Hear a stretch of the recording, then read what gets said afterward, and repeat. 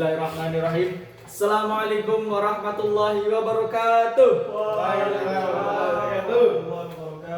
Bismillahirrahmanirrahim. Alhamdulillahirabbil alamin wa bihi nasta'inu ala umuri dunya waddin. Wassalatu wassalamu ala asrofil anbiya'i wal mursalin sayyidina wa maulana Muhammadin wa ala alihi washabihi amma ba'du. Kepada yang terhormat Bapak Dr. Romo Kiai Haji Muqtasim Billah SKM PDI, kepada yang terhormat Dr. Ibu Rima Ronika MSI selaku pengampu mata kuliah Public Speaking.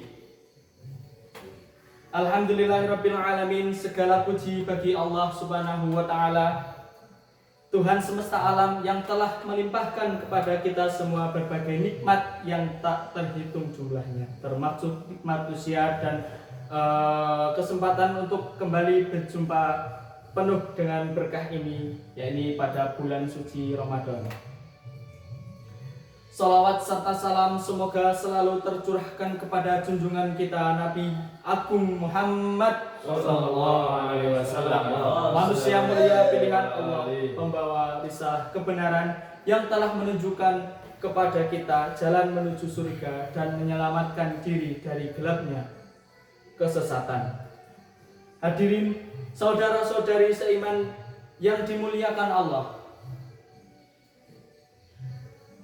kita saat ini tengah berada di bulan yang luar biasa, bulan yang dinanti-nantikan oleh seluruh umat Islam di dunia, yaitu bulan Ramadan. Bulan Ramadan bukan hanya sekedar bulan puasa, ialah adalah bulan pendidikan rohani, bulan pembersihan jiwa dan peningkatan amal.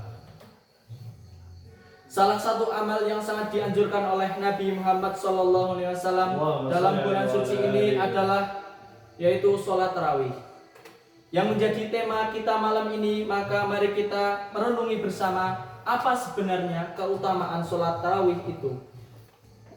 Mengapa Rasulullah SAW begitu menganjurkan kita untuk melakukannya, dan bagaimana kita bisa menjadikan tarawih sebagai momentum perubahan hidup kita. Yaitu yang pertama, sholat tarawih warisan langit untuk malam Ramadan. Pertama-tama kita perlu menyadari bahwa sholat tarawih bukan sekedar rutinitas ibadah di malam Ramadan, tetapi ia adalah bentuk kasih sayang Allah kepada kita. Dalam hadis yang sangat terkenal, Rasulullah SAW bersabda, barang siapa yang berdiri mengerjakan sholat malam di bulan Ramadan karena iman dan mengharapkan pahala dari Allah, maka akan diampuni dosa-dosa yang telah dilaluinya. Dari hadis ini kita tahu bahwa sholat tarawih adalah jalan pengampunan, jalan rahmat, dan jalan kembali kepada Allah Subhanahu wa taala. Bagi siapapun yang pernah merasa jauh dari Allah, yang merasa hidupnya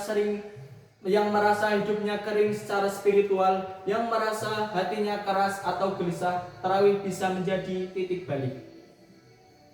Bayangkan, hanya dengan berdiri di malam Ramadan, hati yang ikhlas dan niat yang tulus, Allah hapus dosa-dosa yang telah kita perbuat selama kita hidup. Ini adalah kesempatan yang tidak bisa disia-siakan. Yang kedua, jejak Rasulullah dan sahabat. Dalam sejarahnya, Rasulullah SAW pernah melaksanakan sholat tarawih secara berjamaah di masjid bersama para sahabat.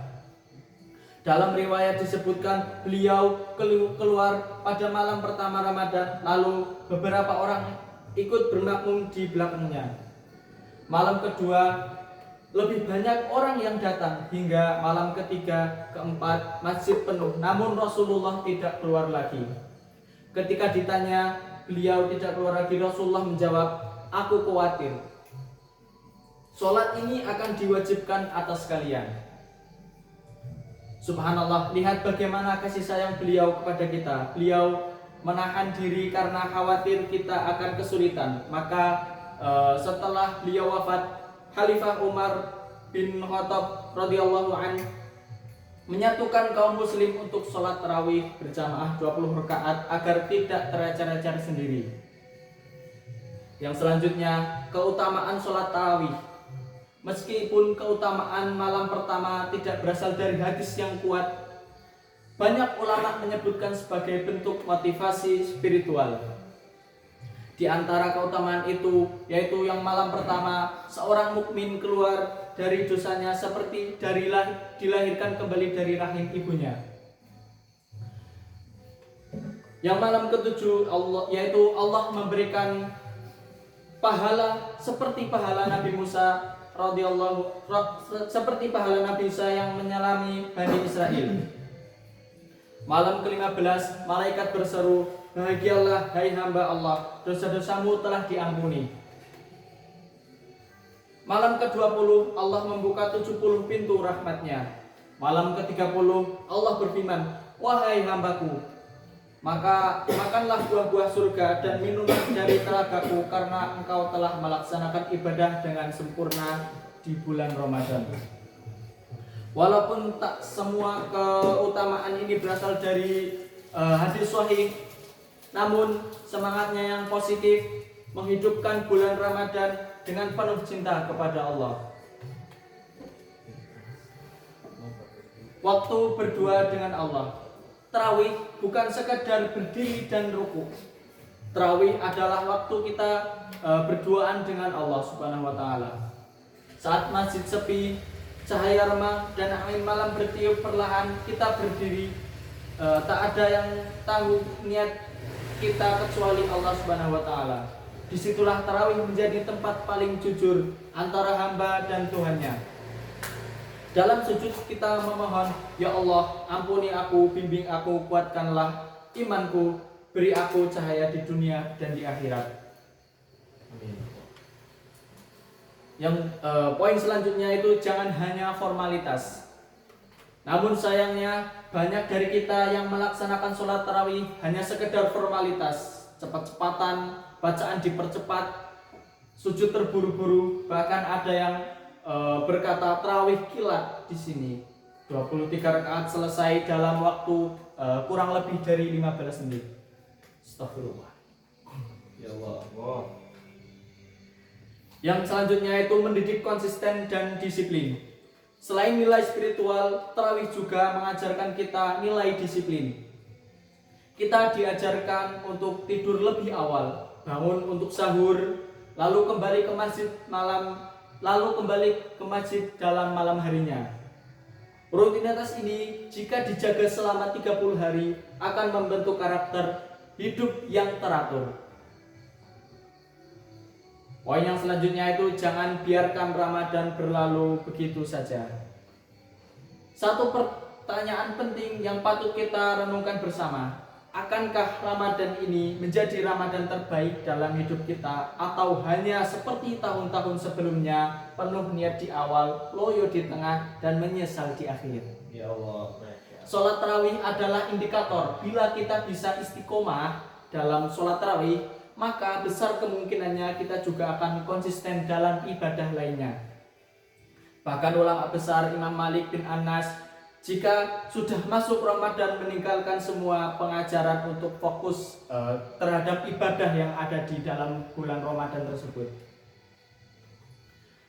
Yang terakhir, tarawih adalah cinta akhir. Hadirin yang dirahmati Allah, mari kita pandang tarawih bukan hanya sebagai beban, tetapi sebagai cinta. Sebab orang yang mencintai tidak akan mengeluh meski lelah.